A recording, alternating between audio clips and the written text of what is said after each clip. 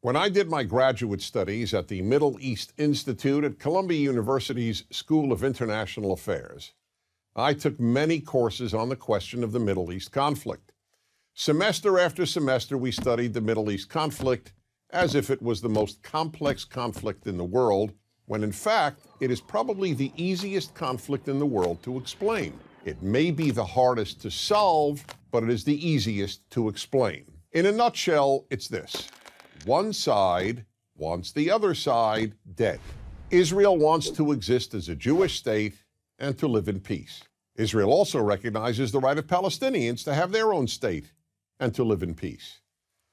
The problem, however, is that most Palestinians and many other Muslims and Arabs do not recognize the right of the Jewish state of Israel to exist. This has been true since 1947, when the United Nations voted to divide the land called Palestine into a Jewish state and an Arab state. The Jews accepted the United Nations partition, but no Arab or any other Muslim country accepted it. When British rule ended on May 15, 1948, the armies of all the neighboring Arab states, Lebanon, Syria, Iraq, Transjordan, and Egypt, attacked the one-day-old state of Israel in order to destroy it. But to the world's surprise, the little Jewish state survived. Then it happened again. In 1967, the dictator of Egypt, Gamal Abdel Nasser, announced his plan, in his words, to destroy Israel. He placed Egyptian troops on Israel's border, and armies of surrounding Arab countries were also mobilized to attack. However, Israel preemptively attacked Egypt and Syria. Israel did not attack Jordan and begged Jordan's king not to join the war. But he did. And only because of that did Israel take control of Jordanian land, specifically the West Bank of the Jordan River. Shortly after the war, the Arab states went to Khartoum, Sudan, and announced their famous three no's: no recognition, no peace, and no negotiations.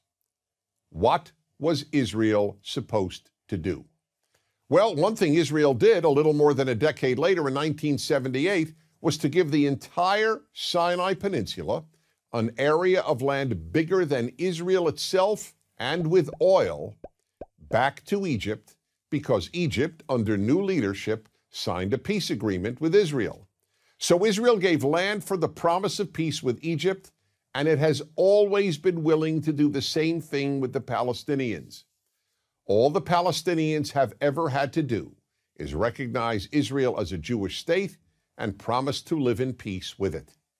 But when Israel has proposed trading land for peace, as it did in 2000, when it agreed to give the Palestinians a sovereign state in more than 95% of the West Bank and all of Gaza, the Palestinian leadership rejected the offer and instead responded by sending waves of suicide terrorists into Israel.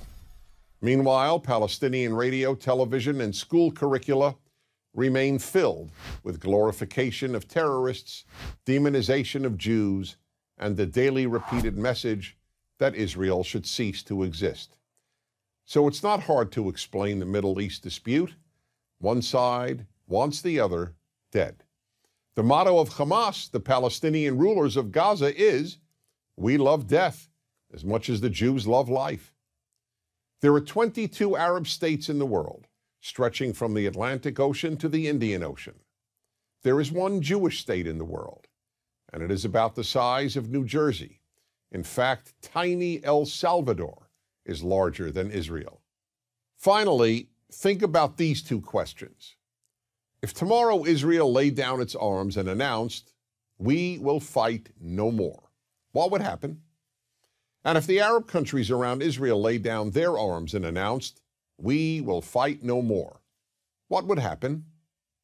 In the first case, there would be an immediate destruction of the state of Israel and mass murder of its Jewish population. In the second case, there would be peace the next day. As I said at the outset, it is a simple problem to describe.